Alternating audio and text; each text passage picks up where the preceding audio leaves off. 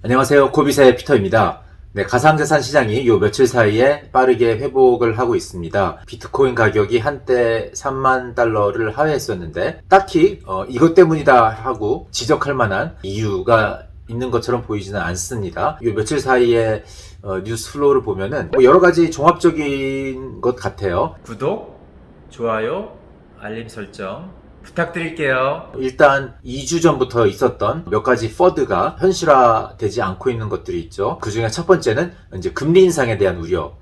였죠. 6월달 소비자 물가지수가 미국에서 굉장히 강하게 예상 이상으로 높게 나오는 바람에 금리 인상에 대한 우려가 있었고, 그에 따라서 주식시장도 조정을 받으면서 함께 이제 비트코인도 어느 정도 조정을 받았었습니다. 그렇지만 이제 코로나19의 델타 변이에 대한 좀 우려가 생기면서 이 성장에 대한 우려가 시장에서 많이 거론되기 시작했고, 그래서 금리 인상에 대한 어떤 가능성 같은 거는 굉장히 빠르게 하락을 하면서 금리 인상 정책을 펼 거라는 어떤 그런 우려는 굉장히 빠르게 사라진 것 같습니다.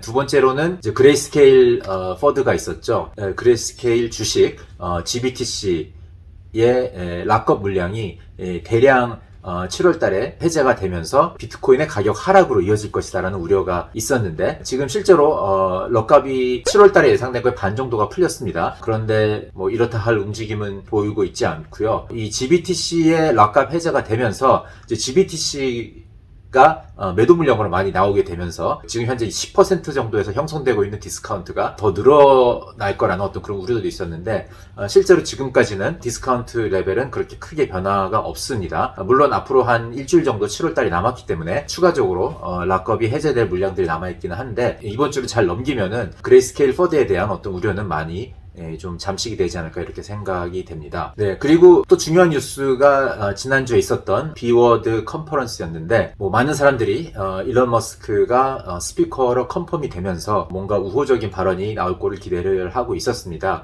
제 개인적으로는 이제 테슬라가 비트코인 또는 그 외에 작업 증명 방식의 가상자산 채굴업에 진출할 것을 뭔가 시사하는 듯한 발언을 좀 기대를 하고 있었는데, 뭐 그런 발언은 없었죠. 그 대신에 뭐 새로운 추가적인 긍정적인 뉴스라고 하면은 비트코인을 보유하고 있는 주체가 테슬라뿐만이 아니라 이제 스페이스X라는 거 직접 발언을 했습니다.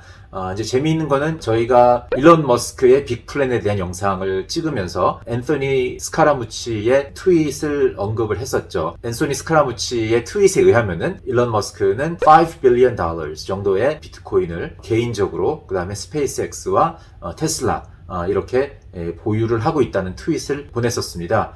그분의 근거가 뭐였는지는 모르겠지만은 일단 지금 맞아 떨어졌어요. 스페이스X가 비트코인을 보유하고 있다는 게 컨펌이 됐고, 만약에 그 트윗이 정확한 거였다면은 스페이스X가 보유하고 있는 비트코인 물량이 테슬라가 보유하고 있는 것보다 훨씬 많다는 얘기죠. 지금 현재 테슬라는 $1.5 billion 비트코인을 보유를 하고 있습니다. 그렇다면은 나머지 $3.5 billion를 일론 머스크 개인적으로, 그 다음에 스페이스X가 보유하고 있다는 건데, 물론 개인적인 보유량보다는 스페이스X가 더 많겠죠. 테슬라보다 더 많이 보유하고 있을 가능성이 훨씬 높다고 봅니다. 뭐 한 2 빌리언, 3 빌리언 정도 보유하고 있지 않을까 싶은데, 그렇다면은 상당히 많은 양의 비트코인을 스페이스X가 보유하고 있다는 뜻이 되겠습니다. 사실 이제 스페이스X가 비트코인을 보유하고 있다는 뉴스를 듣고 좀 제 개인적으로 궁금한 것이 생겼습니다. 그냥 단순히 이 비트코인을 보유하고 있는 게 아니라 뭔가 비즈니스에 연관을 시키기 위한 행동이 아닐까 이런 생각이 들었거든요. 테슬라도 제가 빅플랜 영상에서 언급을 했듯이 뭔가 비트코인을 어떻게든 비즈니스와 연관이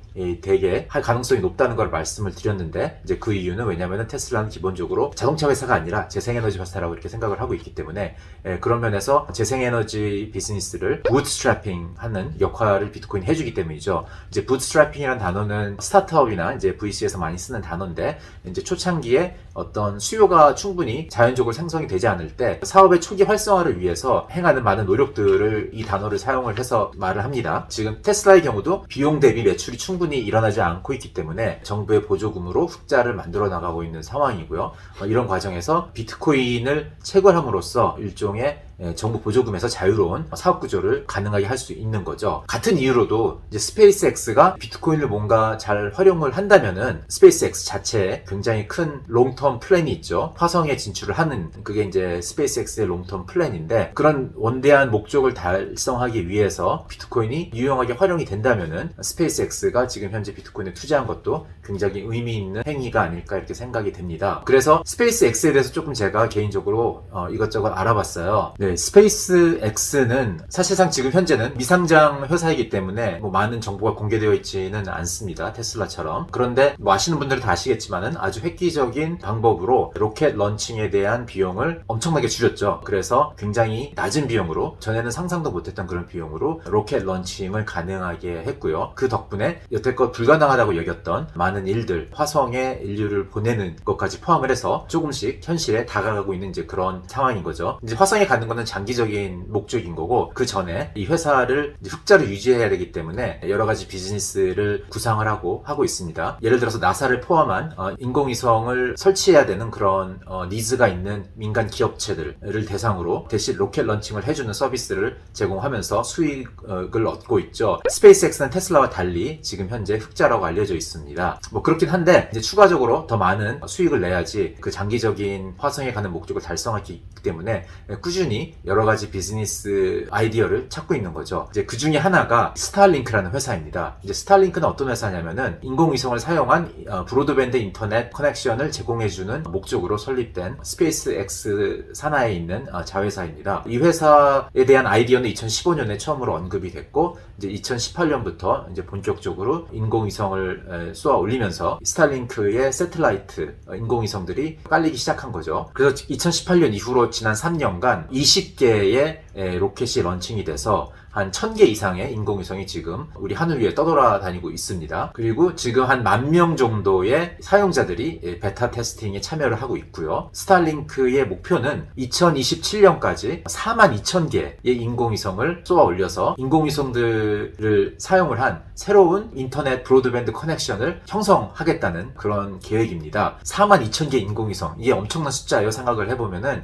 왜냐하면은 인간이 인공위성을 쏘아 올리기 시작한 게 1957년부터라고 합니다. 지난 60년 넘게 쏘아 올린 인공위성이 8,000개가 되는데 그거의 5배가 넘는 인공위성을 6년 사이에 쏘아 올리겠다고 하니까 굉장히 야심찬 계획인 거죠. 그래서 이 스타링크의 단기적인 목표는 2025년까지 4천만 명 정도의 가입자를 유도를 해서 30빌리언에서 50빌리언의 매출을 연간 달성하는 것, 이것이 목표라고 합니다. 이제 미국 시골에만 지금 현재 랜드라인이나 아니면은 이동통신 회사를 통해서 브로드밴드 커넥션이 제공이 제대로 안 되고 있는 인구가 한 60밀리언 정도 있다고 해요. 그러니까 그거의 한 3분의 2만 달성을 하더라도 스타링크의 목표가 어느 정도 달성이 되는 거죠. 시간 내에 달성을 할지는 뭐 두고 봐야 되겠죠. 지금 현재 가입은 아직 안 했지만 일단 주문이 들어온 것이 50만 명 정도의 사용자들이 주문을 요청을 했다고 합니다. 그러니까 분명히 수요가 있는 거는 맞는 것 같습니다. 근데 이게 시간 내에 어떤 목표를 달성할 수 있을지는 두고 봐야겠죠. 그러면 스타링크랑 비트코인이랑 무슨 상관이 있느냐 궁금해할 수 있는데 이거에 대한 힌트가 어느 정도 비워드 컨퍼런스 때 나왔었습니다.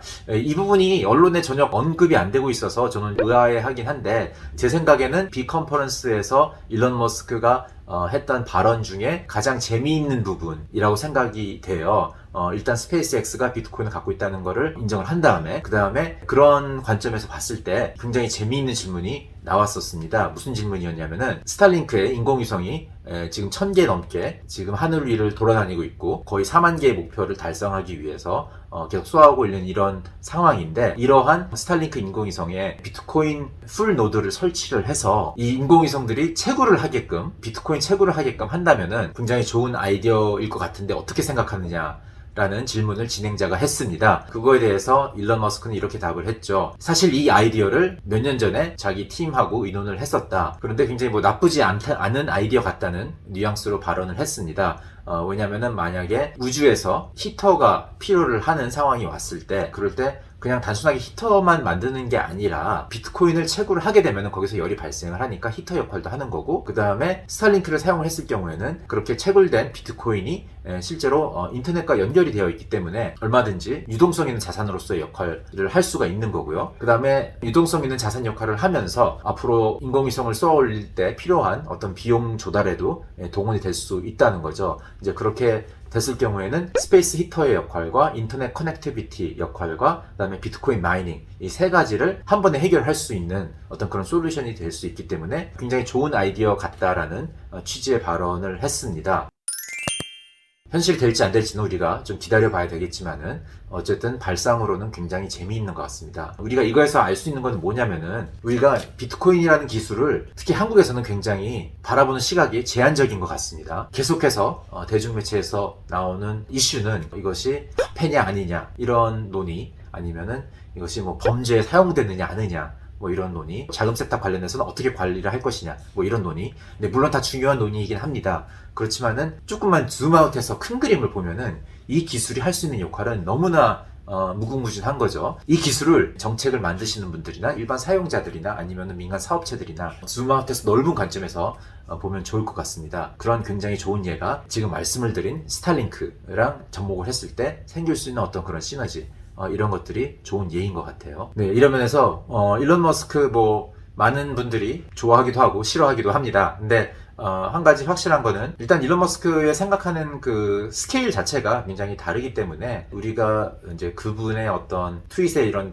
어떤 장난스러운 발언이나 이런 거를 그것만을 기준으로 이분을 판단할 것이 아니라 큰 그림을 보는 사람들은 비트코인을 어떻게 바라보고 있는지 이런 거를 배울 수 있는 어떤 그런 사람 중에 하나라고 생각을 하고, 그런 면에서 접근을 하면은 이분의 어떤 기괴할 수도 있는 행동이나 발언들, 그런 게 크게 문제시되고 이슈화되고 나를 감정적으로 건드리고 이렇게까지 확대 해석을 할 필요는 없다는 생각이 듭니다. 네, 오늘은 여기까지입니다. 바이바이.